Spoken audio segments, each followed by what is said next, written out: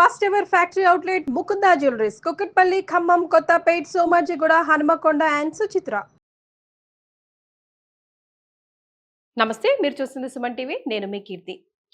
April నెలలో ద్వాదశ రాశుల్లో భాగంగా 1 నుంచి 15వ తారీఖు వరకు వివిధ రాశుల వారికి ఎలా ఉంటుంది మనకు తెలియజేయడానికి మనతో పాటు ప్రముఖ ఆస్ట్రాలజర్ బ్రహ్మశ్రీ నందిబట్ల శ్రీహరి శర్మ గురువు గారు ఉన్నారు.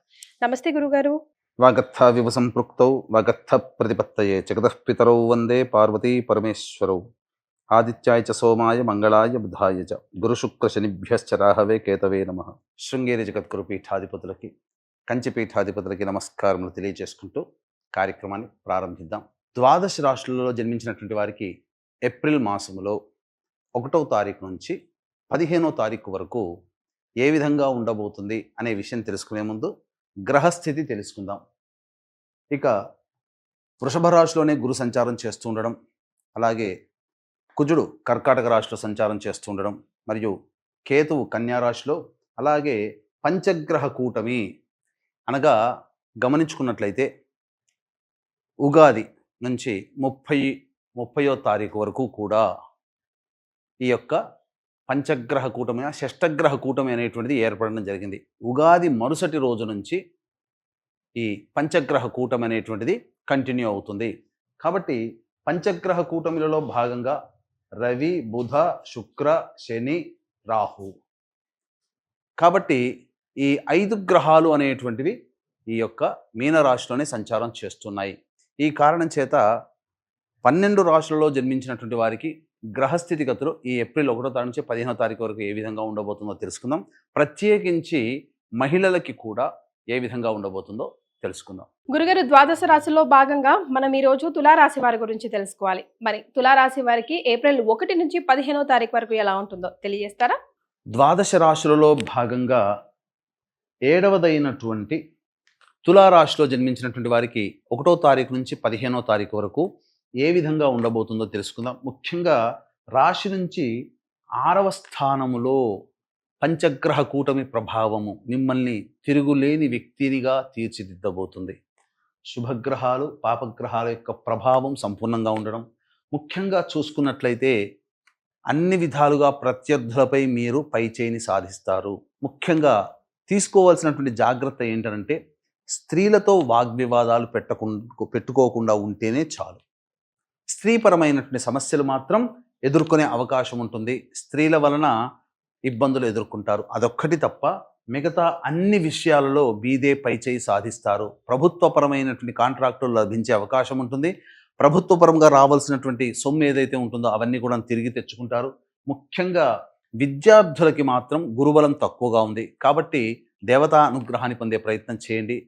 అలాగే ఉత్సాహముతో అన్ని విధాలుగా ఉంటారు, కానీ సమయానికి జ్ఞాపక శక్తి రాకపోవడం వల్ల, జ్ఞాపక శక్తిని మీరు పొందలేకపోవడం వల్ల పరీక్షలలో కొంత ఉత్తీర్ణత శాతం తగ్గుతుంది. కాబట్టి జాగ్రత్తలు పాటించండి విద్యార్థులు.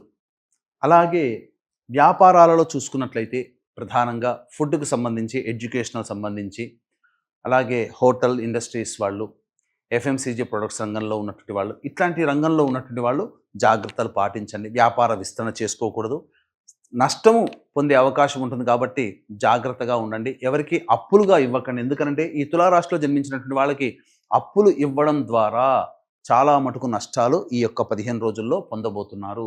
అన్నిటికంటే ప్రధానముగా ఉద్యోగము చేస్తున్నటువంటి వ్యక్తులకి ఉద్యోగంలో ప్రశాంతత లేకుండా ఉంటుంది. ఉద్యోగం మారాలనేటువంటి తపన మిమ్మల్ని వేధిస్తుంది. ఆ ప్రయత్నంగా అడుగులు వేస్తారు. చక్కగా విజయాన్ని సొంతం చేసుకునే అవకాశం గోచరమవుతుంది. కాబట్టి ప్రయత్నం చేయండి. ఉద్యోగంలో మీకు మంచి అభివృద్ధి అనేటువంటిది వస్తుంది. నిరుద్యోగస్తులు ఉద్యోగంలో స్థిరపడే అవకాశాలు ఈ తులారాశిలో జన్మించినటువంటి వారికి గోచరమవుతుంది. కాబట్టి ఆ విధంగా ప్రయత్నం చేయండి, చక్కటి స్థితిని పొందుతారని చెప్పవచ్చు. ముఖ్యంగా వివాహం కావాల్సినటువంటి అబ్బాయిలకి, అమ్మాయిలకి వివాహ సంబంధాలు జాప్యం అవుతాయి, ఆలస్యంగా అవుతాయి. అలాగే ప్రధానంగా ఇంటికి సంబంధించినటువంటి కళ ఏదైతే ఉంటుందో అది లోన్స్ శాంక్షన్ అవ్వడం కానీ, లేకపోతే ఇంటికి సంబంధించినటువంటి పెండింగ్లో ఉన్నటువంటి పనులన్నీ కూడా సజావుగా అనుమతులు వచ్చి తద్వారా ఇంటి పని చురుగ్గా కొనసాగుతుందని చెప్పవచ్చు. ఇక ప్రధానంగా మీకు కోపము అధికంగా వస్తుంది ఈ 15 రోజుల్లో. కాబట్టి చిరాకు, కోపము అనేటువంటిది లేకుండా సౌమ్యంగా ఉండడానికి ప్రయత్నం చేయండి. ధ్యానాన్ని అలవాటు చేసుకోండి. అన్ని విధాలుగా బాగుంటుంది. ఖర్చులు కూడా ఎక్కువగానే ఉంటాయి. కాబట్టి ఆదాయానికి మించిన ఖర్చులు ఉండడం వల్ల కొన్ని సమస్యలు ధనపరంగా ఎదుర్కొంటారు అంతే తప్ప మిగతా అన్ని రకాలుగా యోగదాయకంగా ఉంటుందని చెప్పవచ్చు. అయితే ప్రధానంగా ఈ సంబంధించినటువంటి తులారాశిలో జన్మించినటువంటి వాళ్ళకి మాత్రం ఇక్కడ బాధ్యతలు అనేటువంటివి పెరుగుతాయి. తద్వారా ఏమవుతుంది, లేనిపోని విషయాల్లో ఎక్కువగా తలదూర్చడం, తద్వారా ఎదుటి వాళ్ళ సమస్యని మీ సమస్యగా భావిస్తూ వాళ్ళకి మంచి చెడు చెప్పడం వల్ల కొంతమందికి కంటగింపుగా తయారవుతారు. కాబట్టి అనవసరమైనటువంటి విషయాల్లో జోక్యం చేసుకోకపోవడమే ఈ తులారాశిలో జన్మించినటువంటి వాళ్ళు గమనించాల్సినటువంటి ప్రధానమైన అంశముగా చెప్పవచ్చు. అయితే ఇక్కడ ప్రధానంగా చూసుకున్నట్లయితే ఈ యొక్క తులారాశిలో జన్మించినటువంటి వ్యాపారస్తులు పెట్టుబడులు పెట్టకపోవడమే చాలా మేలు. ఉన్న వ్యాపారంతోనే ముందడుగు వేసే ప్రయత్నం చేయండి. మరి తులారాశిలో జన్మించిన మహిళలకి ఏప్రిల్ 1 నుంచి 15వ తారీఖు వరకు ఎలా ఉంటుంది ఒకసారి తెలియజేయండి గురుగారు. ఇక 1వ తారీఖు నుంచి 15వ తారీఖు వరకు ఈ తులారాశిలో జన్మించినటువంటి వారికి ఏ విధంగా ఉండబోతుందో రోజువారీగా తెలుసుకునే ప్రయత్నం చేద్దాం. వీక్షించేటువంటి ప్రేక్షకులు కూడా కాశీ క్షేత్రంలో కాలభైరవుని యొక్క అనుజ్ఞ మేర సంవత్సరం పాటు ఈ విశ్వావసునామ సంవత్సరం పాటు ఒక్కొక్క క్షేత్రంలో ఒక్కొక్క తిథి రోజున పూజాది కార్యక్రమాలు అనేటువంటివి, ముఖ్యంగా మీ యొక్క సంకల్పం నెరవేరడం కోసం సంకల్ప సిద్ధి మరియు మీరు మీ కుటుంబ సభ్యుల జాతకరీత్యా ఉన్నటువంటి దోషాల నివారణ కోసం సర్వదోష నివారణ పూజల హోమాలు అనేటువంటివి ఒక సంవత్సరం పాటు చేయించడం జరుగుతుంది. అవకాశం ఉన్నటువంటి వాళ్ళు ఇటు కార్యక్రమం తదనంతరం కాంటాక్ట్ చేసి మీ గోత్రనామాలు నమోదు చేసుకోవచ్చు. దైవానుగ్రహం మీ వెంట ఉంటే అన్నిట్లో కూడా మీరు విజయాన్ని పొందుతారు. ఆ దైవానుగ్రహం అందించాలనే సదుద్దేశంతోనే ఈ కార్యక్రమాన్ని ప్రారంభం చేస్తున్నాం. అవకాశం ఉంటే నమోదు చేసుకునే ప్రయత్నం చేయండి. ఇక 1వ తారీఖు రోజున ప్రధానంగా చూసుకుంటే దంపతుల మధ్య లేదా భాగస్వామ్య వ్యాపారస్తుల మధ్య ఉన్నటువంటి ప్రపంచాలు తొలగిపోయి ఆనందంగా ఉంటారు. 2, 3 తారీఖుల్లో కనుక చూసుకున్నట్లయితే ధనము ఖర్చు ఎక్కువగా ఉంటుంది. మానసికమైనటువంటి ప్రశాంతత లోపిస్తుంది. అలాగే ప్రధానంగా పెద్దల యొక్క అండదండలు లేకపోవడం వల్ల తీసుకునే నిర్ణయాలు ఇబ్బందిగా మారుతాయి. ఆ 2, 3 తారీఖులు అని చెప్పవచ్చు. ఒక జిగ్జాగ్ లాగా వ్యవస్థ ఉంటుంది. 4, 5 తారీఖుల్లో కనుక చూసుకుంటే సంతానం మూలకంగా ఖర్చులు సమస్యలు పెరుగుతాయి. అలాగే సంతానంతో విభేదాలు పెరుగుతాయి. కాబట్టి జాగ్రత్తలు పాటించండి. లౌక్యంగా వ్యవహరించండి. ఆస్తిపాస్తులకి పంపకాలకు సంబంధించిన విషయాల్లో కాస్త ఇబ్బందులు ఎదురవుతాయని చెప్పవచ్చు. ఇక 6, 7, 8, 9, 10 తారీఖుల్లో ఆదాయానికి మించినటువంటి ఖర్చులు ఉన్నప్పటికీ కూడాను వాటినన్నింటినీ కూడా ధైర్యంగా ఎదుర్కోగలుగుతారు. రాని బాకీలు వసూలు అవుతాయి. ముఖ్యంగా ఉద్యోగం మార్పు చేసుకోవాలనేటువంటి వాళ్ళకి ఉద్యోగం మార్పు చేసుకోవడం చాలా యోగదాయకంగా ఉంటుందని చెప్పవచ్చు. అన్ని విధాలుగా ఆనందదాయకంగా ఉంటుంది. 11, 12, 13 తారీఖులో కనుక చూసుకుంటే ఖర్చులు అధికంగా ఉంటాయి. ప్రశాంతత లోపిస్తుంది. అలాగే ఏ పని చేయాలన్నా ఆ పనులలో అడ్డంకులు అనేటివి మిమ్మల్ని ఒక ఇంత నిరుత్సాహానికి గురి చేస్తాయి. సమయానికి నిద్ర పట్టకపోవడం, సమయానికి భోజనం చేయలేకపోవడం వంటి సంఘటనల ద్వారా శారీరకంగా కొంత అనారోగ్యం చేసే అవకాశం గోచరమవుతుంది. ఇక 14, 15 తారీఖుల్లో పెండింగ్లో ఉన్నటువంటి పనులు పూర్తి చేసుకోవడం, తద్వారా ఆనందకరమైనటువంటి జీవితాన్ని పొందుతారని చెప్పవచ్చు. ఆనందంగా ఉత్సాహంగా విందులు వినోదాల్లో పాల్గొంటారని చెప్పవచ్చు. ఇక ఈ రాశిలో జన్మించినటువంటి మహిళలకి తిరుగంటూ ఉండదు. అన్ని విధాలుగా యోగదాయకంగా ఉండేటువంటి పరిస్థితి. ముఖ్యంగా గమనించుకున్నట్లయితే మీ పట్ల బాధ్యతలు, ఎక్స్పెక్టేషన్స్ ఎక్కువగా ఉంటాయి.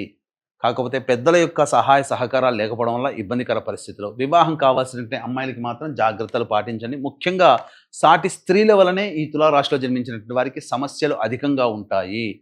ముఖ్యంగా బ్యూటీ పార్లర్, బొటిక్ మరియు గార్మెంట్స్, రెడీమేడ్ గార్మెంట్స్ మరియు ఈ సంబంధించినటువంటి క్లాత్ ఇండస్ట్రీస్లో ఉన్నటువంటి వాళ్ళు, ఫైనాన్స్ రంగంలో ఉన్నటువంటి వాళ్ళు జాగ్రత్తగా ఉండండి. ఎందుకనంటే మీరు రుణగ్రస్తులయ్యేటువంటి అవకాశం గోచరమవుతుంది. కాబట్టి ఎట్టి పరిస్థితుల్లో కూడా ధనానికి సంబంధించిన వ్యవహారాల్లో ఈ రాశిలో జన్మించినటువంటి మహిళలు జాగ్రత్తలు పాటించండి. ముఖ్యంగా బాధ్యతలు పెరుగుతాయి, కానీ ఆ బాధ్యతలు పెరిగినటువంటి సమానంగా మీకు గౌరవ మర్యాదలు పెరగవు. అదొక్కటే లోపము తప్ప అన్ని విధాలుగా ఆనందదాయకంగా ఉంటుందని చెప్పవచ్చు.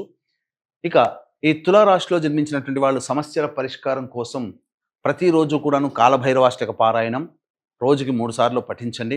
అలాగే ఏప్రిల్ 18వ తారీఖు రోజున కాలభైరవుని యొక్క అనుజ్ఞ అనుసారం సంవత్సరం పాటు మీ కుటుంబ సభ్యుల గోతనామాదులతో మీ సంకల్పం నెరవేరాలి, మీ జాతక సమస్యలు నెరవేరాలనే ఉద్దేశంతో సంకల్ప సిద్ధి, సర్వదోష నివారణ పూజల హోమాలు అనేటువంటివి ప్రారంభించడం జరుగుతుంది. ఇట్టి మహత్తరమైనటువంటి కార్యక్రమంలో నమోదు చేసుకునే ప్రయత్నం చేయండి. మంచి విజయాన్ని పొందుతారని చెప్పవచ్చు. చాలా సంతోషం అండి. ధన్యవాదాలు. సర్వం శ్రీ ఉమామహేశ్వర పరబ్రహ్మార్పణమస్తు.